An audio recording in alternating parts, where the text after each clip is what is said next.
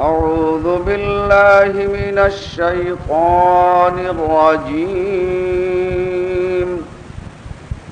بسم الله الرحمن الرحيم الزاني لا ينكحها إلا زانية أو مشركة والزانية لا ينكحها إلا زان أو مشرك وحرم ذلك على المؤمنين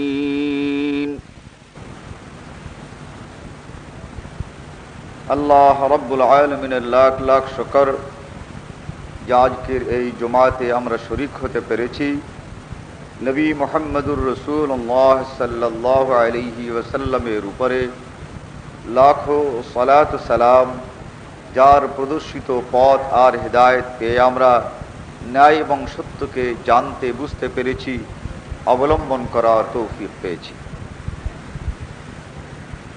ধারাবাহিক খুতবা চলছিল পারিবারিক জীবনের উপর। আজকে সেই ধারাবাহিকতার বিবাহ বিচ্ছেদ সংক্রান্ত ব্যাপারেই খুতবা চলবে ইনশাআল্লাহ।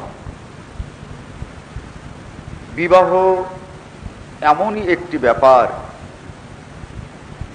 যা স্বাভাবিকভাবে বিচ্ছেদ হয় না। নবী মুহাম্মদুর রাসূলুল্লাহ সাল্লাল্লাহু আলাইহি ওয়াসাল্লামের কাছে এমন অনেক দম্পতি উপস্থিত হয়েছেন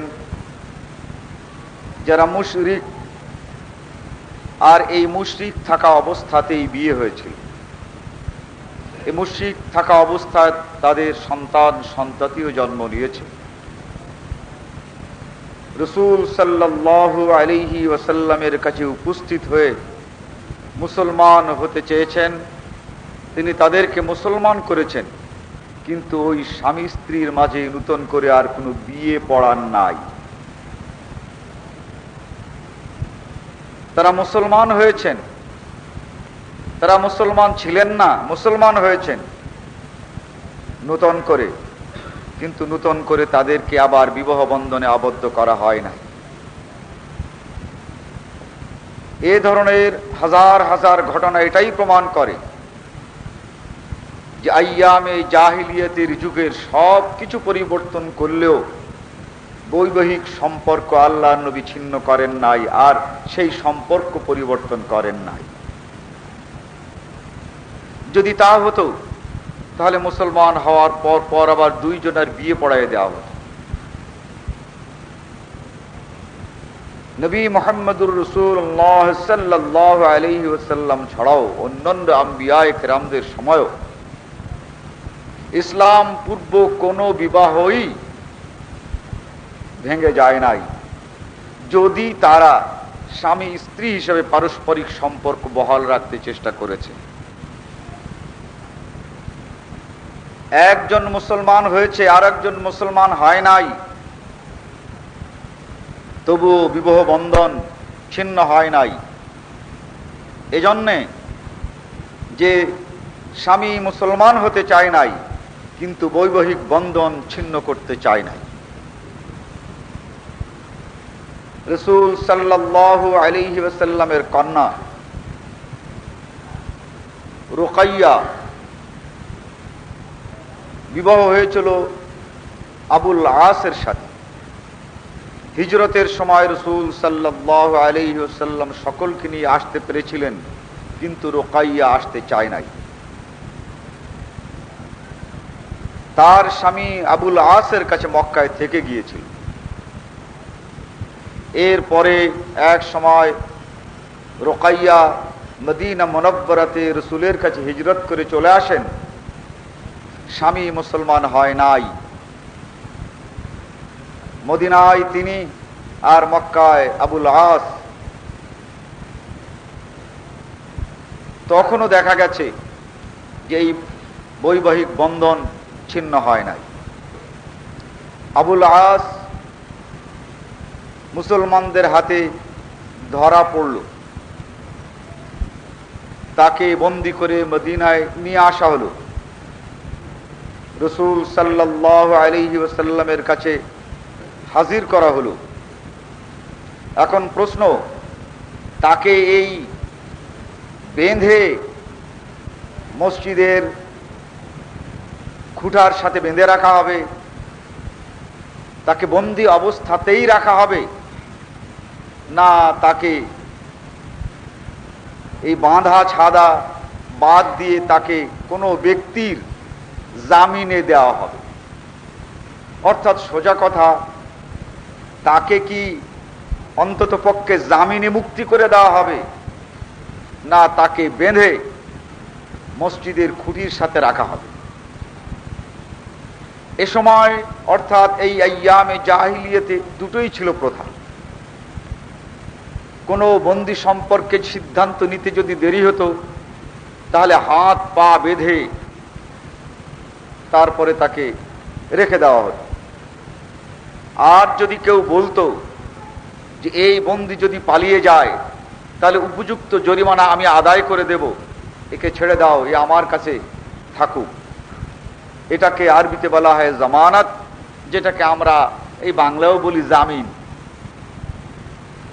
এই জামানাতে বন্দীদেরকে জামিনের কাছে ছেড়ে দেওয়া হতো, যে জামানত নিয়েছে তার কাছে রাখা হতো। মদিনা মুনাব্বরাতে আবুল আসের এমন কোনো আত্মীয় স্বজন ছিল না যারা এই আবুল আসকে জামিন হিসাবে গ্রহণ করতে, আবুল আসের জামিন নিত বা রসুল সাল্লামের কাছে এসে এই জামানত গ্রহণ করত। একমাত্র রসুল সাল্লাল্লাহু আলাইহি ওয়াসাল্লামের কন্যা রুকাইয়াই ছিল। তিনি যখন জানতে পারলেন যে আবুল আস বন্দী হয়ে এসেছেন, রসুল সাল্লাল্লাহু আলাইহি ওয়াসাল্লামের কাছে হাজির হয়ে বললেন, এই আবুল আসকে আমি রাখবো, আমার জামানতে, আমার জামিনে তাকে ছেড়ে দেওয়া হোক। রসুল সাল্লাল্লাহু আলাইহি ওয়াসাল্লাম নিয়ম মতো হাত পায়ের বাঁধন খুলে দিতে বললেন, খুলে দেওয়া হলো এবং এই রুকাইয়ার হাতে আবুল আসকে সুপোর্ট করা হলো। রুকাইয়া তাকে তার ঘরে নিয়ে গেলেন, দুদিন পর্যন্ত থাকলেন, পরে বিনিময়ের কথাবার্তায় তাকে ছেড়ে দেওয়া হলো। আবুল আস মক্কায় চলে গেল এবং সেইখান থেকে জামানতের টাকা পাঠিয়ে দেন। তো দেখা গেল আবুল আস সে মুসলমান হয়নি, আর রুকাইয়া তিনি হিজরত করে মদিনায় চলে এসেছেন। এই ধর্মীয় পার্থক্য থাকার পরেও রুকাইয়া এবং আবুল আসের এই বিবাহ বন্ধন ছিন্ন হয় নাই। কেউ কেউ বলে থাকেন, যদি কোনো ব্যক্তি এভাবে দিন পরিবর্তন করে তাহলে তার এই বৈবাহিক বন্ধন ছিন্ন হয়ে যায়। এই কথাটা আসলে ঠিক নয়।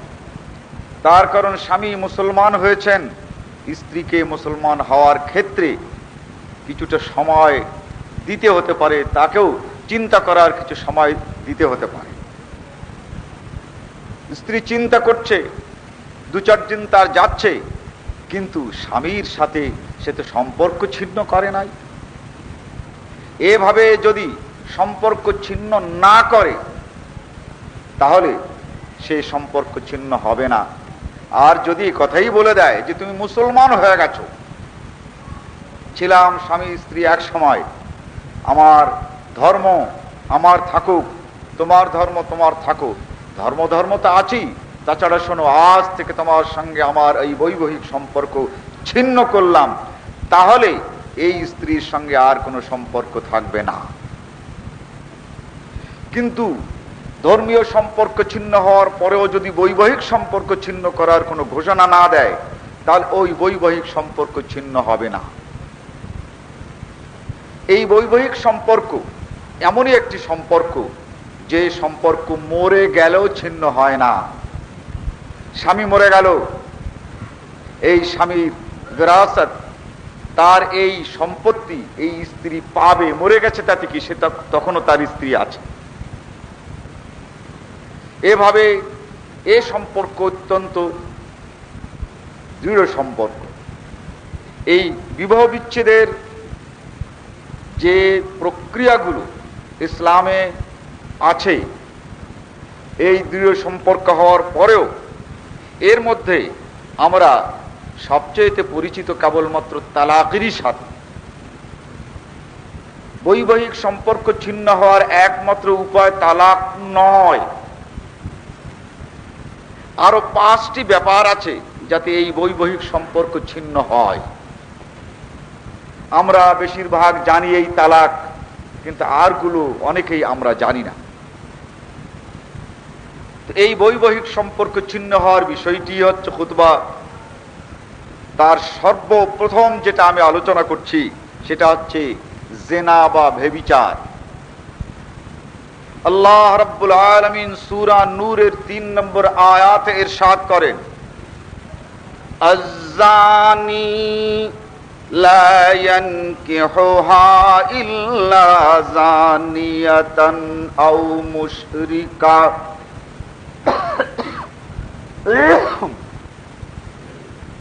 কোন পুরুষ সে যদি জিনা করে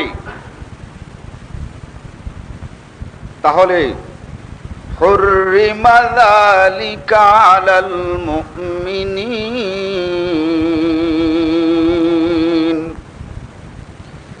এই জিনাকারী পুরুষ দুনিয়ার সকল মুসলমানের জন্য হারাম হয়ে যায়।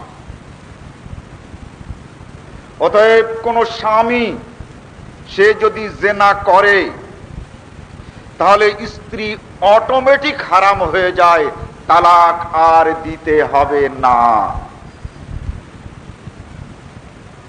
والزانية لا ينكحها إلا زان أو مشرك,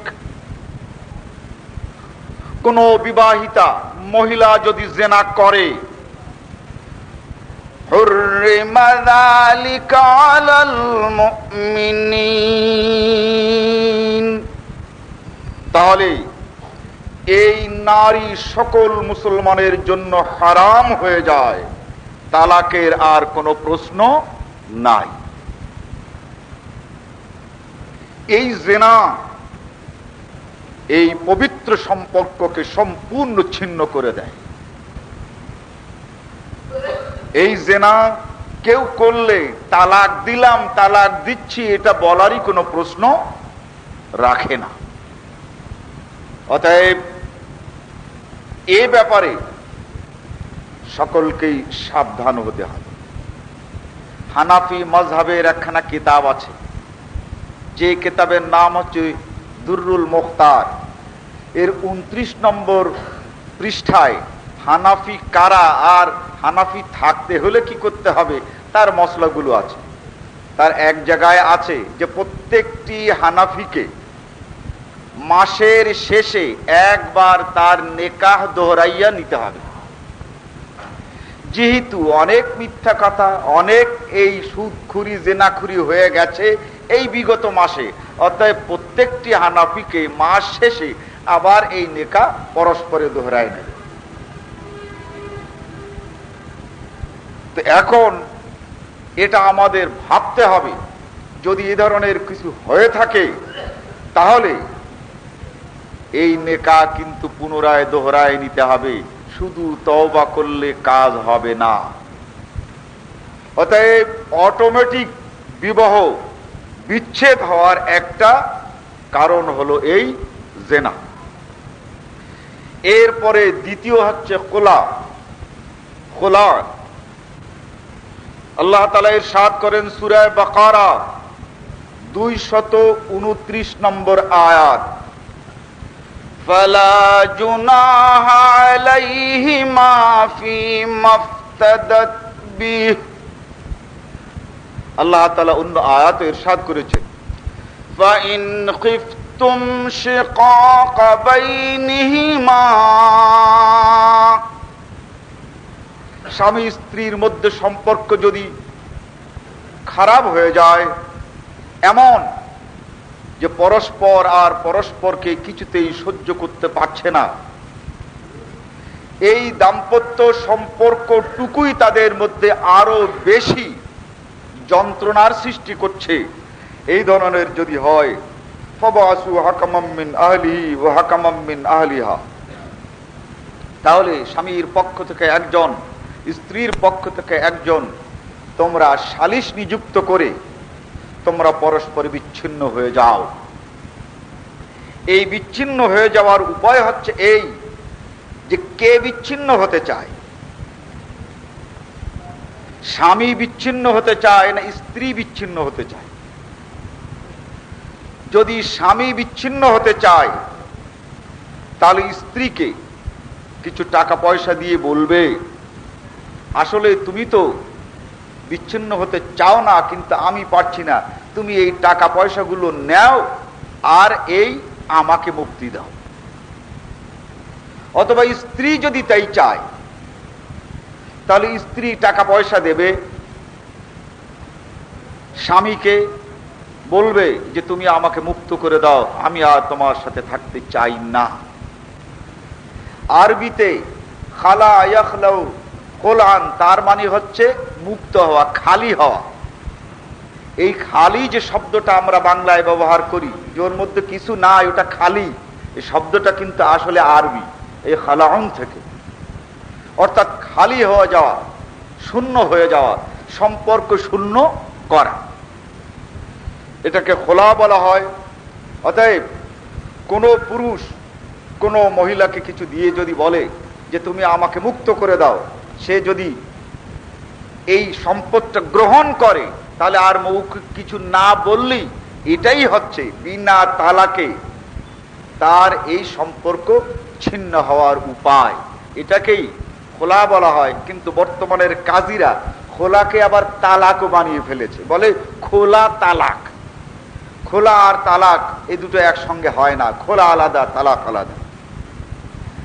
বুখারী শরীফের মধ্যে, সকল হাদিসের কিতাবেই আছে, বুখারী শরীফের মধ্যে একটি ঘটনা, আন সাবিত ইবনে কাইসিন قال ما اعتب عليه في خلق ولا دين ولكن لا اطيقه اني اخاف الكفر واكره الكفر في الاسلام فقال رسول الله صلى الله عليه وسلم اتردين عليه الحديقه قال نعم قالت نعم قال رسول الله صلى الله عليه وسلم اقبل الحديقه وطلقها تطليقه।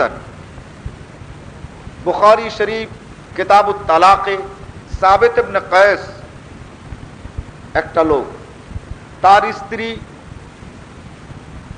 এই দুয়ের মধ্যে গন্ডগোল, এই মহিলা কিছুতেই থাকতে চায় না, কিন্তু পুরুষটি এই মহিলাকে তালাক দিতে চায় না, কিন্তু দুইজন এইভাবে আলাদা আলাদা থাকে। নবী মুহাম্মদুর রাসূলুল্লাহ সাল্লাল্লাহু আলাইহি ওয়াসাল্লামের কাছে উপস্থিত হয়ে তিনি বললেন, মা আইবু আলাইহি ফি খুলকিন ওয়ালা দীন, ইয়া রাসূলুল্লাহ, ওই লোকের চরিত্র খারাপ নয়, স্বভাবও খারাপ নয়, দিনদার পরহেজগার, ওয়ালাকিন্নী লা আতিকুহু, কিন্তু তার সঙ্গে আমি বসবাস করতে পারছি না, আমার প্রকৃতিতে, আমার স্বভাবে, আমার মন তার সঙ্গে মিলে আমি রাখতে পারছি না, আমি চেষ্টা করছি তবুও আমি পারছি না। ইন্নী আখাফুল কুফর, আমি যদি ওর সঙ্গে থাকি তাহলে হয়তো এই খারাপ ব্যবহার এক সময় তা কুফরিতেও পরিণত হতে পারে। অতএব আমি কি করি? উকরিহুল কুফরা ফিল ইসলাম, মুসলমান হয়ে আমি কুফরিও করতে চাই না, আর মুসলমান হিসেবে তার স্ত্রী হয়ে থাকার মতো আমার সহ্য হচ্ছে না, বা থাকতেও আমি পারছি না। রাসূল সাল্লাল্লাহু আলাইহি ওয়াসাল্লাম স্বামীকে ডেকে বললেন, স্বামী স্ত্রী উভয়কে উপস্থিত করে বললেন, আতুরাদ্দিন আলাইহিল হাদিকা, মহারানায় তোমাকে যে খেজুরের বাগানটি সে দিয়েছিল ওটাকে তুমি ফেরত দিতে রাজি আছো? তিনি বললেন, নাম ইয়া রাসূলুল্লাহ, আমার ওই বাগানের দরকার নাই, আমার মুক্তি দরকার, নিয়ে নিক সেই বাগান। রাসূল সাল্লাল্লাহু আলাইহি ওয়াসাল্লাম বললেন, আকবিলহা, তুমি এটা গ্রহণ করো, ওয়া তাল্লিকহা তাতলিকাতান, আর এক তালাক দিয়ে দাও। ও লোক বাগান পেয়ে গেছে কিন্তু তালাক দিতে রাজি না। হাদিস আরো সামনে আছে, বাইহাকী সহ এসে বলছি, ইয়া রাসূলুল্লাহ, আমি তাকে বাগান দিয়ে দিয়েছি কিন্তু সে তালাক আমাকে দেয় নাই। রাসূল সাল্লাল্লাহু আলাইহি ওয়াসাল্লাম ফাররিক বাইনাহুমা, বলে যে তোমার তালাক দেওয়া লাগবে না, ওই যে গ্রহণ করেছে তাতেই হয়ে গেছে, তালাক দিলেও দিতে পারত। এই যে গ্রহণ করে নেওয়া, এই প্রস্তাব, এই গ্রহণ, এইটাই বিনা তালাকে বৈবাহিক সম্পর্ক ছিন্ন করে দেয়। এটাকেই বলা হয় আরবিতে বা শরীয়তের পরিভাষায় খোলা। নিল কিন্তু কায়দা পেয়েছে, এখন আর সে ছাড়বে না। অতএব তালাক ইচ্ছা করলে দিতে পারত, কিন্তু সে যে দেয় নাই তাতে তার বিবাহ বন্ধন থাকে নাই, ছিন্ন হয়ে গেছে। আর একটা দিক হচ্ছে লিআন, সে হচ্ছে অপবাদ দেওয়া। কোন পুরুষ তার স্ত্রীকে যদি অপবাদ দেয় যে সে জেনা করেছে বা জেনা করে বেড়ায়, চরিত্রহীন, এই অপবাদ এক ব্যক্তিও যদি শুনতে পায় তাহলে ওই স্ত্রীর সঙ্গে তার আর বৈবাহিক সম্পর্ক থাকে না। ভালো করে এই ব্যাপারগুলো আমাদের জেনে নিতে হবে। স্ত্রীকে সবকিছু বলা যায়, ধরেন রাগ করে, কিন্তু কোন স্ত্রীকে নষ্টা বলা যায় না। যদি কোনো স্বামী রাগ করে এভাবে তার স্ত্রীকে নষ্টা বলে থাকে, এই বলার পর থেকে তার বৈবাহিক সম্পর্ক ছিন্ন হয়ে গেছে। দ্বিতীয়বার কিন্তু আবার নিকাহ করতে হবে। তার কারণ আল্লাহ রাব্বুল আলামিন সতী সাধ্বী মহিলাকে সবার উপরে রাখতে চান। সূরা আহজাবের মধ্যে একটি আয়াত আছে, আল্লাহ তাআলা ইরশাদ করেন, ইন্না রাজনাল আমানাতা আলাস সামাওয়াতি ওয়াল আরদ فأبين أن يحملنها وأشفقن منها وحملها الإنسان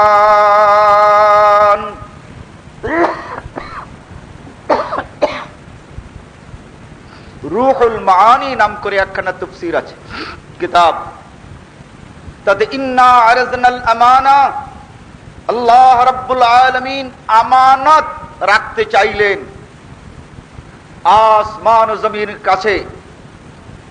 এই আসমান ও জমিনের কাছে যে আমানত রাখতে চেয়েছিলেন, এই আমানতের অর্থ হচ্ছে নারীর সতীত্ব। আল্লাহ তাআলা আসমানকে বললেন যে নারী আমি সৃষ্টি করব, এর সতীত্ব রক্ষা করার দায়িত্ব তোমাকে দিচ্ছি। আশফাকনা মিনহা, আসমান বলল যে না, আমি এই গুরু দায়িত্ব বহন করতে পারবো না। ওয়াল আরদ, এই জমিনকে দেওয়া হলো যে নারীর এই সতীত্ব কেউ যখন হরণ করবে, হে জমিন তুমি তাকে উপযুক্ত শাস্তি দেবে। হরণ করতে যখন আসবে তুমি উপযুক্ত শাস্তি দেবে, সেই ক্ষমতা আমি তোমাকে দিয়ে দেব। তুমি এই নারীর সতীত্ব রক্ষার দায়িত্ব হে জমিন তুমি গ্রহণ করো। আশফাকনা মিনহা, জমিন বলল যে না, হবে না, আমাদের দ্বারা হবে না। ওয়া হামালাহাল ইনসান, এরপরে পুরুষ এই দায়িত্ব গ্রহণ করলো মানুষের মধ্যে। তাই এই নারীর সতীত্ব রক্ষার দায়িত্ব পুরুষদের উপরে ন্যস্ত। আল্লাহ তাআলা পরে বলেন, ইন্নাহু কানা যালুমান জাহুলা, এই নারীর সতীত্ব নষ্ট, ওই ঊর্ধ্বের আকাশও কোনোদিন করেনি, আর জমিনও কোনোদিন করেনি, আর জমিনের শক্তিশালী বড় বড় জানোয়ার গুলো কোনোদিন করেনি। ইন্নাহু কানা যালুমান জাহুলা। যদি এই নারীর সতীত্ব নষ্ট কেউ করে থাকে, সেই এই পুরুষ মানুষগুলোই তাদের এই সতীত্ব নষ্ট করে। ইন্নাহু কানা যালুমান জাহুলা। এরাই সেই জালিম, এরাই সেই অত্যাচারী জাহিল, যারা নারীর সতীত্ব নিয়ে খেলা করে। এই লিআন, তার মধ্যে একটা কোন সতী সাধ্বী স্ত্রীকে, যার সকল কিছু জানা, স্ত্রীর সকল কিছু জানা আছে তার স্বামীর, আর স্বামীর সবকিছু জানা আছে স্ত্রীর, তবুও অজানা কিছু কথা থেকেই বসতে পারে। তার কারণ কোন স্ত্রী যদি স্বামীকে বিশ্বাস না করে, তাহলে একটি স্বামীর জন্য বাইরে কাজ করা কখনোই সম্ভব নয়। আবার কোন স্বামী যদি তার স্ত্রীকে বিশ্বাস না করে, শত শত মাইল নয়, হাজার হাজার মাইল দূরে চাকরি করতে যাচ্ছে আর স্ত্রীকে বাড়িতে রেখে যাচ্ছে, যদি এই বিশ্বাস না থাকে, কোন পুরুষ কোন জায়গা থেকে সুস্থ মস্তিষ্কে কোনো কাজ করতে পারবে না। পারস্পরিক এই বিশ্বাসকে আল্লাহ তাআলা এত মর্যাদা দিয়েছেন, সে মর্যাদা যদি কেউ ক্ষুণ্ণ করে, কোন স্ত্রীকে যদি বলে যে তুই নষ্টা, তুই জিনাকারী, তাহলে সেই স্ত্রী আর স্ত্রী থাকে না। عن ابن عمر ان رسول الله صلى الله عليه وسلم فرق بين رجل وامراته। রাসূল সাল্লাল্লাহু আলাইহি ওয়াসাল্লাম দুই স্বামী স্ত্রীর মধ্যে এক সময় বিচ্ছেদ ঘটান। কারণ ছিল এই, ফাকাযাফাহা, স্বামী তার স্ত্রীকে এই বলে দুর্নাম করছিল যে আমার ওই স্ত্রী নষ্টা।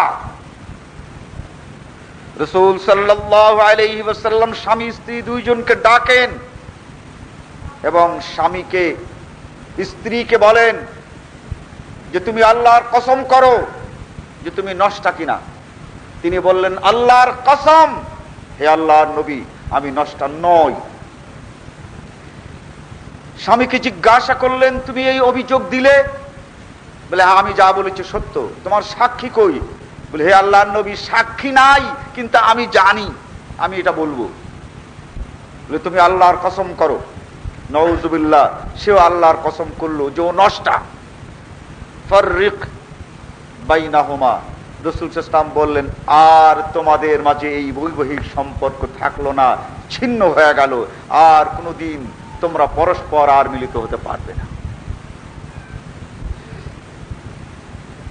এ অভিযোগ এত সত্য, এ ধরনের একটি অভিযোগের ভিত্তিতে স্বামী স্ত্রী পৃথক হয়ে গেছে। স্ত্রী জানে, স্বামী জানে যে আমি যা বলেছিলাম মিথ্যা কথা, আসলে ওকে রাখবো না, তা বলবো কি?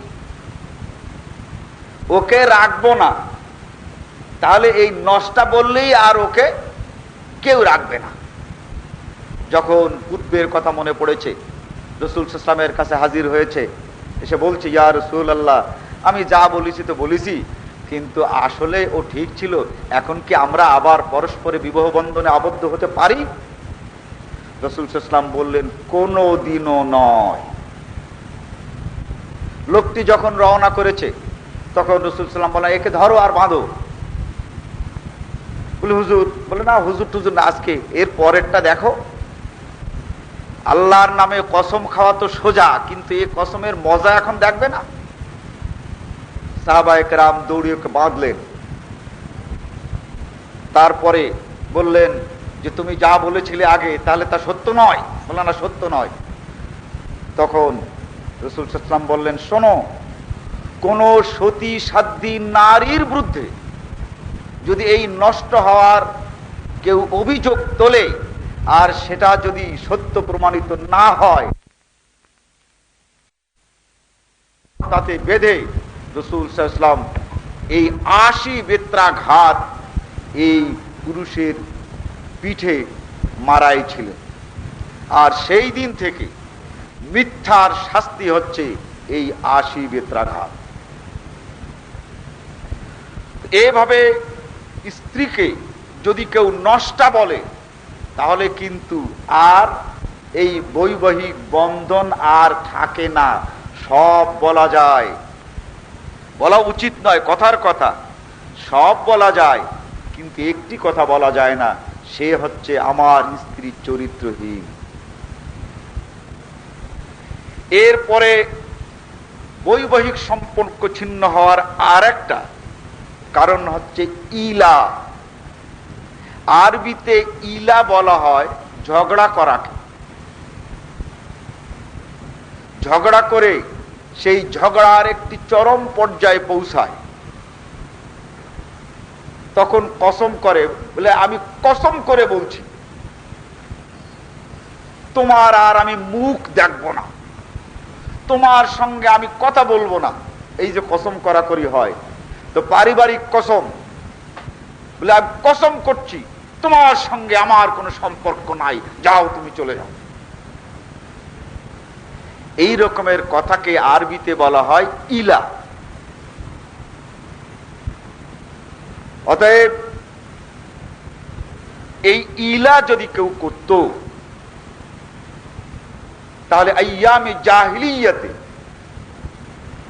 বিবাহ বন্ধন ছিন্ন হয়ে যেত। কথাটা কি ভালো করে বুঝতে হবে, যে আমি কসম করছি, কসম করে বলছি তোমার সাথে আর আমি সম্পর্ক রাখবো না।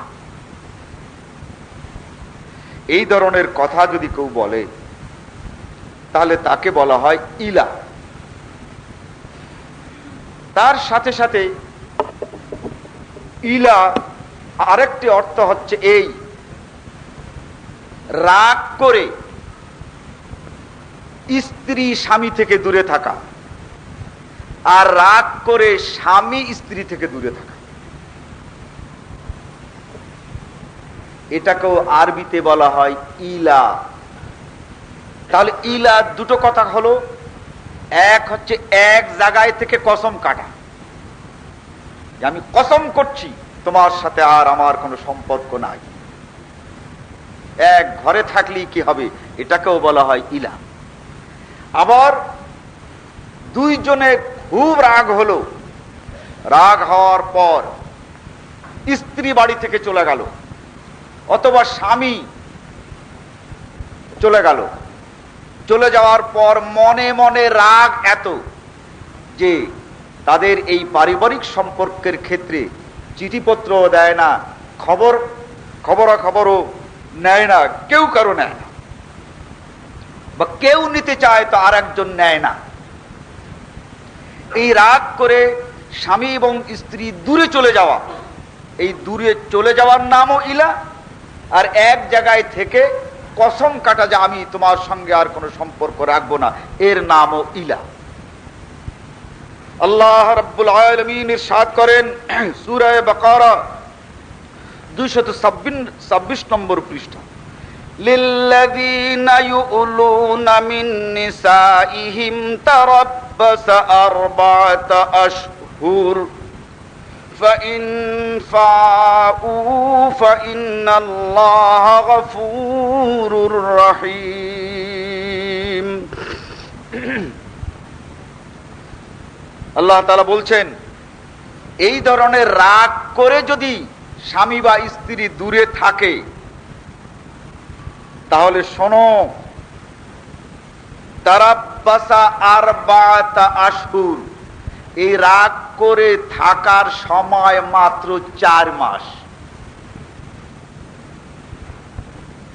এই 4 মাস স্ত্রী স্বামীর খবর না নিয়ে থাকতে পারে, 4 মাস স্বামী স্ত্রীর খবর না নিয়ে থাকতে পারে। এই রাগটা আল্লাহ তাআলা 4 মাস এই পারমিশন দিয়েছেন। কিন্তু 4 মাস চলে যাওয়ার পর আর রাগারাগি থাকবে না, তার মানে কেউ থাকবে না, অর্থাৎ স্ত্রীরও স্বামী থাকবে না আর স্বামীও স্ত্রীর থাকবে না। তারাব্বাসা আরবাআতা আশহুর। রাগ টাগ যে করবেন চিন্তা ভাবনা করেই করুন, ভালো করে এই মশলাগুলো আমাদের জানতে হবে। এক তালাক এইটাই খুব জানি, কিন্তু আর যে অনেক ঘটনা আমাদের ঘরে ঘটে যায় এগুলো কিন্তু অনেকটাই আমরা জানি না। লিল্লাযীনা ইউলুনা মিন নিসাইহিম তারাব্বাস আরবাআতা আশহুর। এই 4 মাস পর বিবাহ বন্ধন আর থাকে না। কিন্তু রাগ না করে সম্প্রীতির মাধ্যমে যদি বিদেশে বছরের পর বছরও থাকে বা সংসার থেকে রাগ না করে সম্প্রীতির মাধ্যমে উভয়ের সম্মতির মাধ্যমে যদি দূরে থাকে তাহলে কিন্তু তালাক হবে না। এটা যদি হয় তা ছেলে একটাও কিন্তু আর সৌদি আরবে, কুয়েত, কাতারে পাঠানো যাবে না, তার বৌমা তো ঘরে থাকে।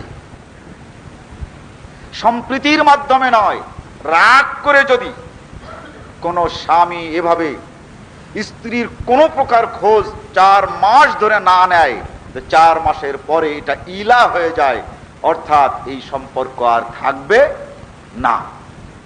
তখন স্ত্রী সে যদি চায় তাহলে সে আবার বিবাহ করতে পারে, কোনো তালাকের দরকার নাই। ঠিক এভাবে কোন স্ত্রী যদি এ ধরনের খবর না নেয়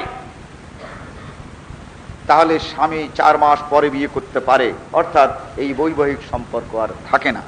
কিন্তু আল্লাহ তাআলা বলেন ফাইন ফাউ, এই 4 মাস শেষ হলো বা শেষ হয় প্রায় এমতো অবস্থায় যদি উভয়ের রাগ আবার মিটে যায়, ফাইনাল্লাহ গফুরুর রাহিম, তা আল্লাহ তো গফুরুর রাহিম। তোমরা যদি পরস্পর ভুলে যাও তা আল্লাহও ভুলে যাবে। ফাইনাল্লাহ গফুরুর রাহিম। অতএব এই ব্যাপারে অনেক আমরা দেখি এসে বলে যে ভাই একেবারে সম্পর্ক ছিন্ন করি নাই, তবে এই বছর খানেক হয় কোনো খবর টবর নেই না। বলে তার মানে বোঝেন, তাহলে তারপরে আপনার তো কিছু নাই। বলে কে বলিস? আমি 1 বছর রাগারেগি করে থাকলাম, 6 মাস রাগারেগি করে থাকলাম, সেই স্ত্রী থাকবে না? আসলেই কিন্তু থাকবে না। এরপরে হচ্ছে আর একটা ব্যাপার, জেহার। আইয়ামে জাহিলিয়াতে তালাক দিলে পয়সা দিতে হতো, তালাক দিলে খোরপোশ দিতে হতো আইয়ামে জাহিলিয়াত। কিন্তু আইয়ামে জাহিলিয়াতের একটা দস্তুর ছিল, তা হচ্ছে এই স্ত্রীকে স্ত্রীর সঙ্গে মায়ের তুলনা করতো, নাউজুবিল্লাহ। বলতো যে তোমার মাথাটা আমার মায়ের মাথার মতো। তো আইয়ামে জাহিলিয়াতে এটা তালাক দেওয়ার জন্য বলতো, অর্থাৎ বিবাহ বিচ্ছেদের জন্য বলতো। যদি তাল্লাকতু বলে তাহলে পয়সা দিতে হয়, আর স্ত্রীকে যদি বলে যে তোমার মাথাটা আমার মায়ের মাথার মতো, এতে স্ত্রী হারাম হয়ে যায়, তালাক হয়ে যায়, কিন্তু পয়সা দিতে হয় না। এই দুষ্টুমি করে তারা এই জেহার করত। জেহারুন শব্দের অর্থ হচ্ছে দৃষ্টান্ত দেওয়া। এভাবে কেউ যদি স্ত্রীর সঙ্গে মায়ের দৈহিক তুলনা করে, স্বভাবের তুলনা নয়, দৈহিক তুলনা করে, তাহলে কিন্তু স্ত্রী অটোমেটিক তালাক হয়ে যাবে। যদি বলে তোমার হাতটি আমার মায়ের হাতের মতো, এটাকেই বলা হয় জেহার। কিন্তু যদি বলে যে তোমার স্বভাবটি আমার মায়ের স্বভাবের মতো, মা যেমন যে পাড়ার যে কোনো ছেলে মেয়েকে দেখে যে কত আদর করতেন, ঠিক তোমার স্বভাবটি তাই। ঘরের মধ্যে যখন ছোট্ট বাচ্চা কাচ্চারা ঢোকে আর তুমি যখন আদর করো, তখন আমার মায়ের কথা মনে পড়ে যে মা এইভাবে সকলকে আদর করতে। এই কোন গুণের সঙ্গে যদি মায়ের তুলনা করা হয় স্ত্রীর, তাহলে কিন্তু সেটা জেহার হবে না। কিন্তু কোন অঙ্গ প্রত্যঙ্গের তুলনা করলে সেটা জেহার হবে। আল্লাহ তাআলা সূরা মুজাদালার 3 নম্বর আয়াতে ইরশাদ করছেন, والذين يظاهرون من نسائهم ثم يعودون لما قالوا فتحرير رقبة من قبل أن يتماسا فمن لم يستطع فإطعام 60 مسكينا। আল্লাহ তাআলা ইরশাদ করেন, কোন ব্যক্তি যদি এইভাবে জেহার করে, স্ত্রীর অঙ্গ প্রত্যঙ্গ দিয়ে যদি মায়ের কোনো অঙ্গ প্রত্যঙ্গের তুলনা করে, তাহলে সে তার এই স্ত্রীর সঙ্গে আর মেলামেশা করতে পারবে না। তবে এটা তালাক হয়ে যাবে না। এই মেলামেশা করতে পারবে তখন যে এত বড় অপরাধ, কোথায় মা আর কোথায় স্ত্রী, এভাবে তুলনা করলো। এই অধম, এর শাস্তি হচ্ছে এই যে একটি গোলামকে স্বাধীন করে দিতে হবে, তাহলে ও স্ত্রীর সঙ্গে মিলতে পারবে। তা যদি সে না পারে, তাহলে 60 জন মিসকিনকে একসঙ্গে অথবা পর্যায়ক্রমে 60 দিন খাওয়াতে হবে।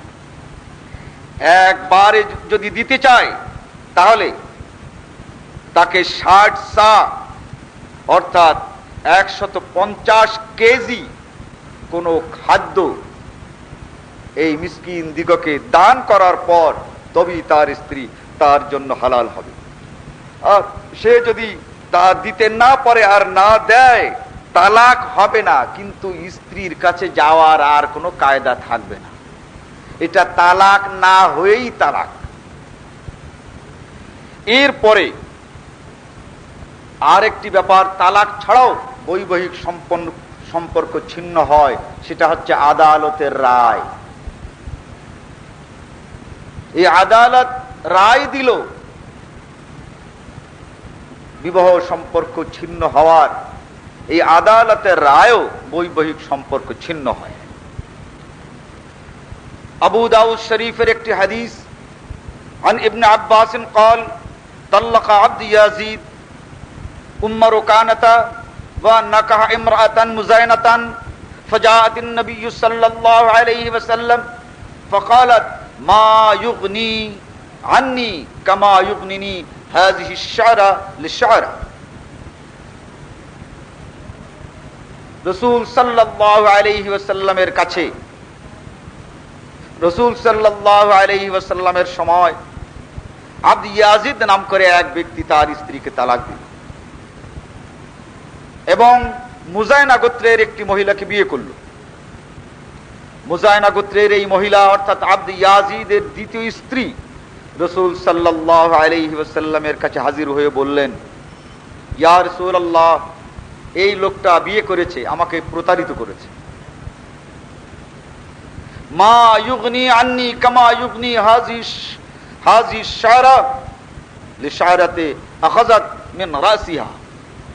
মাথার একটি চুল ছিঁড়ে বলল, এই চুলেরও যে শক্তি আছে, এই ধোঁকাবাজের এই শক্তিও নাই, অথচ আমাকে বিয়ে করেছে।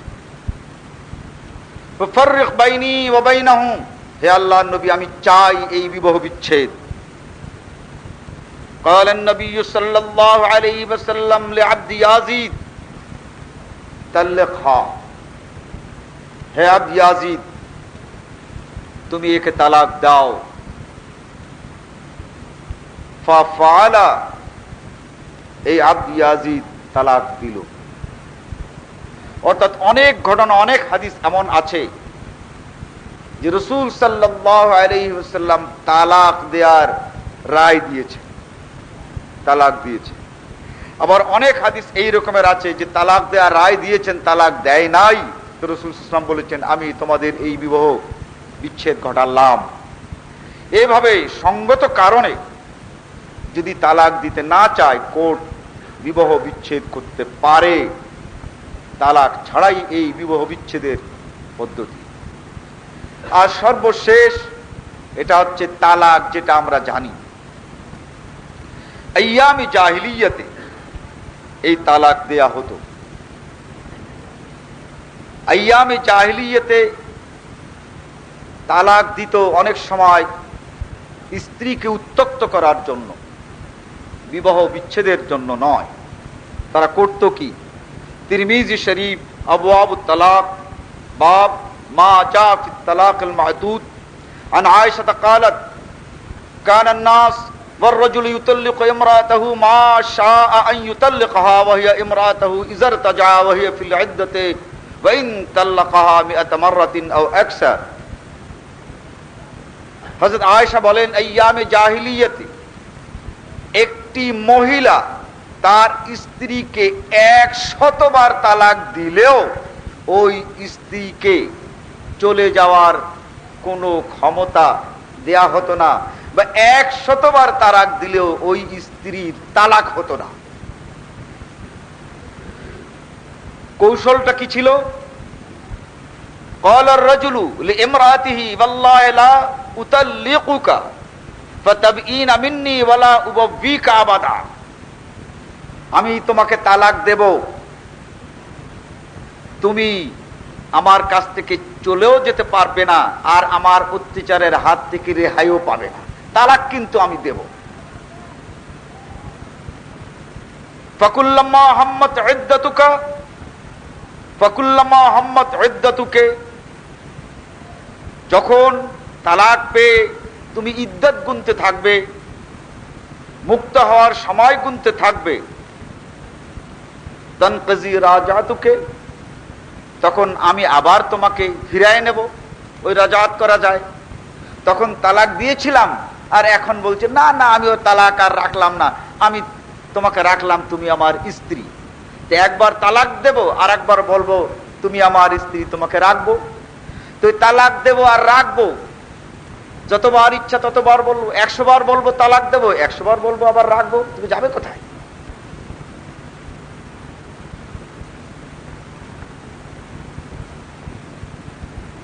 فذهبت المرأة حتى تدخل عائشة رضي الله تعالى عنها এই মহিলা হযরত আয়েশা সিদ্দিকা রাদিয়াল্লাহু তাআলা আনহার কাছে উপস্থিত হলেন, রাসূলকে বলবেন, কিন্তু যে রাসূল সাল্লাল্লাহু আলাইহি ওয়াসাল্লামকে পেলেন না, তো পেলেন হযরতে আয়েশা সিদ্দিকা রাদিয়াল্লাহু তাআলা আনহা। হযরত আয়েশা বলেন, আখবারাতহা, সে ওই লোকের এই চক্রান্তের কথা আমাকে বলল, যে লোকটা বলছে যে আমি তালাক দেব 100 বার আর নিয়ে নেব 100 বার, অতএব তুমি থাকতেও পারবে না আর যেতেও পারবে না। হযরত আয়েশা চুপ করে থাকলেন, কত বড় কৌশল, করা যায় কি? রাসূল সাল্লাল্লাহু আলাইহি ওয়াসাল্লাম হযরত আয়েশার কাছে আসলেন। ফাআখবারাতুহু, হযরত আয়েশাও বললেন যে আমার কাছে একটা মেয়ে ছেলে আসছিল, এই তার ঘটনা। ফাসাকাতান নবী সাল্লাল্লাহু আলাইহি ওয়াসাল্লাম, রাসূল সাল্লাল্লাহু আলাইহি ওয়াসাল্লাম চুপ করে থাকলেন। তাই তো, যদি করে তাহলে করা যাবে কি? ফাসাকাতান নবী সাল্লাল্লাহু আলাইহি ওয়াসাল্লাম, নবীও চুপচাপ, আর হযরত আয়েশা তো কোনো জবাব দিতে পারেন নাই। বলবে যে আমি তালাক দিলাম, আবার 2 দিন পরে বলবো আমি রেখে দিলাম। তো তালাক দিলাম রেখে দিলাম, এ তো চলতেই থাকবে। হযরতে জিবরাইল আলাইহিস সালাতু ওয়াস সালাম আসলেন, রাসূল সাল্লাল্লাহু আলাইহি ওয়াসাল্লামের চিন্তা দূর করলেন। সূরা বাকারা 229 নম্বর আয়াত পড়ে শোনালেন, আত-তালাকু মাররাতান, তালাক শত শত নয়, তালাক মাত্র 2টা। আত-তালাকু মাররাতান, তালাক দিতে পারে কোন পুরুষ মাত্র 2 বার। এই শত শত বারের তালাক এটা আজ থেকে রহিত করা হলো। আর শত শত তালাক দিয়ে কেউ নারীদেরকে বেঁধে রাখতে পারবে না। কোন পুরুষ তালাক দিতে পারে, তাও 2 বার। আত-তালাকু মাররাতান ফাইমসাকুম বিমারুফ, এই 2 তালাকের পরে কোন স্ত্রীকে রেখে দিতে পারে আইন কানুন মোতাবেক। ইমসাকুম বিমারুফ আও তাসরিহুম বিইহসান, এই 2 তালাকের পরে তাকে বিদায় করে দিতে হবে। এই 2 তালাকের বেশি আর কোন পুরুষ তালাক দিতে পারবে না। তো প্রশ্ন হচ্ছে, আমাদের সমাজে এই 2 তালাকের প্রথা কম, 3 তালাকের প্রথা বেশি। এই 3 তালাক এটা ইয়ামে জাহিলিয়াতের তালাক, এটা কোনো মুসলমানদের তালাক নয়। মুসলমানরা তালাক দিতে পারে মাত্র 2 বার। আত-তালাকু মাররাতান, এই 2 তালাকের পর হয় তাকে রেখে দেবে, নতুবা এই 2 তালাকের পরেই তাকে বিদায় করে দিতে হবে। অতএব আল্লাহ যা বলেছেন তার চেয়ে যদি কেউ বেশি করে তাকে বলা হয় বিদআত। নবী মুহাম্মদুর রাসূলুল্লাহ সাল্লাল্লাহু আলাইহি ওয়াসাল্লাম যা বলেছেন শরীয়তের ব্যাপারে তার চাইতে যদি কেউ বেশি করে তাকে বলা হয় বিদআত, আর তার চাইতে যদি কম করে তাকে বলা হয় কুফরি।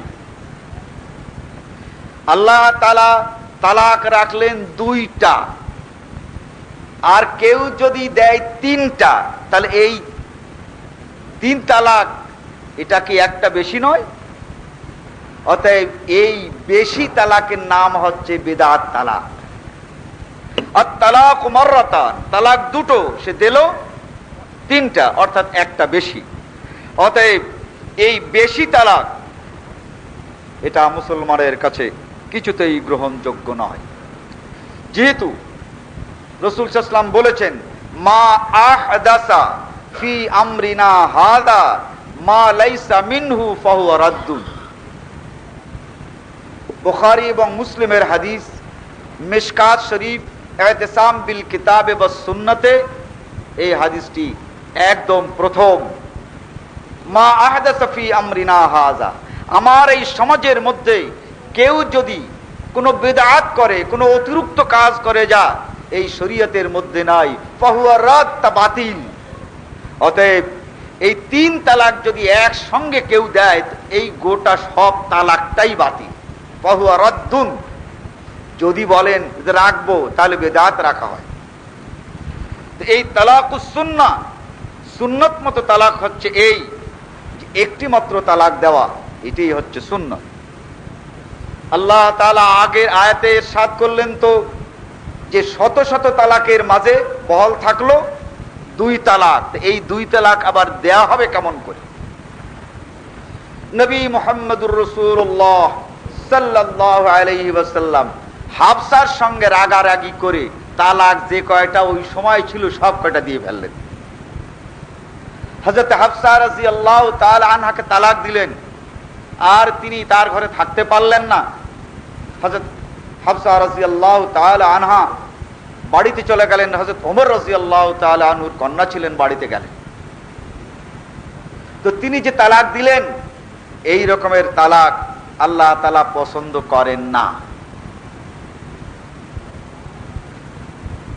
আল্লাহ রাব্বুল আলামিন আয়াত নাযিল করলেন, ইয়া আইয়ুহান নাবিয়্যু ইয়া আইয়ুহান নবী ইযা তাল্লাকতুমুন নিসা ফাতাল্লিকুহুন্না লিইদ্দাতিহিন্না ওয়া আহসুল ইদ্দাহ।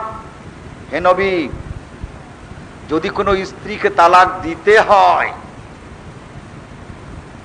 ইযা তাল্লাকতুমুন নিসা ফাতাল্লিকুহুন্না লিইদ্দাতিহিন্না, একটি তালাক পবিত্র অবস্থায় তাকে দিতে হবে। আর তোমার তালাক যে কয়টা ছিল সব কয়টাই দিয়ে ফেলেছো, এতে তালাক হয় নাই। ফাইন্নাহা যাওজাতুকা ফিদ দুনিয়া ওয়াল আখিরা, ওই হাফসা দুনিয়াতেও তোমার স্ত্রী আছে আর আখিরাতেও স্ত্রী আছে। তো তালাক যদি হয় তাতে স্ত্রী থাকে নাকি? ওই স্ত্রী তোমার আছে, তার মানে তোমার তালাক হয় নাই। এই সূরা তালাকের তাফসীরে আল্লামা ইবনে কাসীর সর্বপ্রথম এই ঘটনাটি সনদের সঙ্গে সবকিছু উল্লেখ করেছে। সেই হাফসা রাসূল সাল্লাল্লাহু আলাইহি ওয়াসাল্লামের স্ত্রী হিসেবে আজীবন বেঁচে ছিলেন।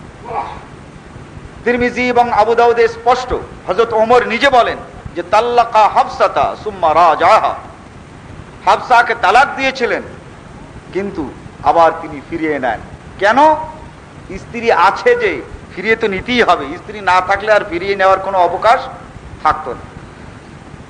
এই তালাকুস সুন্নাহ হচ্ছে এই আইয়ুতাল্লিকাহা তায়রা, তাকে পবিত্র অবস্থায় তালাক দিতে হবে। মিন গায়রি জিমা, তালাক দিতে হলে সহবাস করা যাবে না। ওয়া শাহিদা শাহিদাইন, তালাক দেওয়ার জন্য কম পক্ষে 2 জন সাক্ষী রাখতে হবে। স্ত্রীর সঙ্গে গোলমাল হলো, আর অমনি 1 তালাক 2 তালাক 3 তালাক 4 তালাক দিয়ে দিলাম, কেউই তালাকের কথা শোনে নাই। তারপরে চাচিরে মারে খুড়ারে ডেকে এনে বললাম তা কাজ হয়ে গেছিল, কি হলো তালাক দিছে, বলে আমরা তো শুনলাম না, বলে দিয়েই তো দিছি। হবে না। সুন্নত তালাক হতে হলে তার 4টে শর্ত। পয়লা হচ্ছে সে পবিত্র হতে হবে, সেই পবিত্র অবস্থায় তার সঙ্গে মেলামেশা করা যাবে না। তৃতীয় হচ্ছে কম পক্ষে 2 জন সাক্ষী রাখতে হবে। নেকাহের সময় সাক্ষী ছিল, তালাকের সময় সাক্ষী লাগে না, কিন্তু শরিয়াত খাতির করে নাই। চতুর্থ নম্বর হচ্ছে এই আইয়ুতাল্লাকাহা ইনদা কুল্লি তুহুর, 1 তালাক দিতে যদি চায় তাহলে পবিত্র অবস্থায় 1টা তালাক দিবে, আর যদি আরো তালাক দিতে চায় তাহলে চতুর্থ নম্বরে হচ্ছে 2য় তালাক দেবে 2য় মাসে পবিত্র অবস্থায়। এই 4টি শর্ত মোতাবেক যদি তালাক দেয় তাহলেই সেটা শরীয়তের দৃষ্টিতে তালাক হয়। আবার বলছি, পয়লাটা হচ্ছে পবিত্র অবস্থায় দিতে হবে, মেলামেশা ছাড়া দিতে হবে, 2 জন সাক্ষী রাখতে হবে এবং 1টি মাত্র তালাক দিতে হবে। এভাবে যদি দেওয়া হয় তাহলে এই তালাক তালাক সুন্নাহ বলে গণ্য হবে। এছাড়া আর যত তালাক দেয়া হবে, যদি অপবিত্র অবস্থায় তালাক দেয় সে তালাক বেদাত, যদি মেলামেশা করে তালাক দেয় তালাক বেদাত, যদি কোনো সাক্ষী ছাড়া তালাক দেয় এটা তালাক বেদাত। এর কোনো তালাকই তালাক বলে গণ্য হবে না। এই তালাক সংক্রান্ত ব্যাপারে আরো বাকি কথা ইনশাআল্লাহর রহমান আগামী আরো কোনো খুতবাতে বিস্তারিতভাবে বলা যাবে। আল্লাহ রাব্বুল আলামিন মারা গিয়েছে, গরুটির চামড়া একজন মুসলমান ছিলে নিয়েছে, এটা কি জায়েজ না না জায়েজ? এটা জায়েজ। কোন সাহাবী প্রথম শহীদ হন? তার নাম হচ্ছে আম্মার ইবনে ইয়াসার, তার নাম হচ্ছে ইয়াসার, আর মহিলার নাম হচ্ছে সুমাইয়া। জানাজার নামাজে সিজদা নাই কেন? এটা আল্লাহর ব্যাপার। আল্লাহ তাআলা ফজরের নামাজে সিজদা চান, জানাজার নামাজে চায় নাই, তো এই জন্য নাই। এটা এখন বিনা জানাজাই পড়ি, পরে আল্লাহর কাছে জেনে নেওয়া যাবে, এছাড়া আমাদের আর কোনো উপায় নাই। মহাগ্রন্থ আল কোরআনের মূল বিষয়বস্তু কি? মহাগ্রন্থ আল কোরআনের মূল বিষয়বস্তু আপনি পড়িলেই জানিতে পারিবেন। প্রধান 4 খলিফার মধ্যে কোন খলিফা মহানবী সাল্লাল্লাহু আলাইহি ওয়াসাল্লামের চাচা ছিলেন? হযরতে আবু বকরও চাচা ছিলেন, ওমরও চাচা ছিলেন। অবিবাহিত নারী পুরুষদের প্রেম ভালোবাসা কি ইসলামী দৃষ্টিতে বৈধ? হ্যাঁ, প্রেম যদি দূরে দূরে থেকে করেন আর বিবাহ না করে যদি প্রেম করেন, তাহলে বিবাহের আগে প্রত্যেকেই কিন্তু প্রেম করে, তারপরে বিয়ে হয়। তার মারে আর বাবারে যদি মেয়ে দেখাতে পাঠান আর উনি এসে যদি বলে যে বাবা মেয়ে পছন্দ হয়েছে, তখন থেকেই তো আপনার প্রেম শুরু হয়, বিয়ের আগেই। তো এটা দোষ নাই, কিন্তু বিবাহে উপেক্ষা করে তারপরে মজা খাবেন, ওয়ালা মুত্তাখিজি আহসান, এটা চলবে না। মুসলমানদের অন্য কোন জাতির টাকা মসজিদে নির্মাণের কাজে গ্রহণ করা যাবে কিনা বুঝাইয়ে বলুন। যাবে না। কিতাবের নাম সুনানুল কুবরা, ইমাম বাইহাকির সংকলিত, যাকে ওই সাধারণ কথা বলে বাইহাকি শরীফ, বাইহাকি শরীফ। তার এই বিনাউল মসজিদে একটি হাদিস জাবের ইবনে আব্দুল্লাহ বলেন যে রাসূল সাল্লাল্লাহু আলাইহি ওয়াসাল্লাম, এবং এই হাদিসটি হযরত আলীও রওয়ায়াত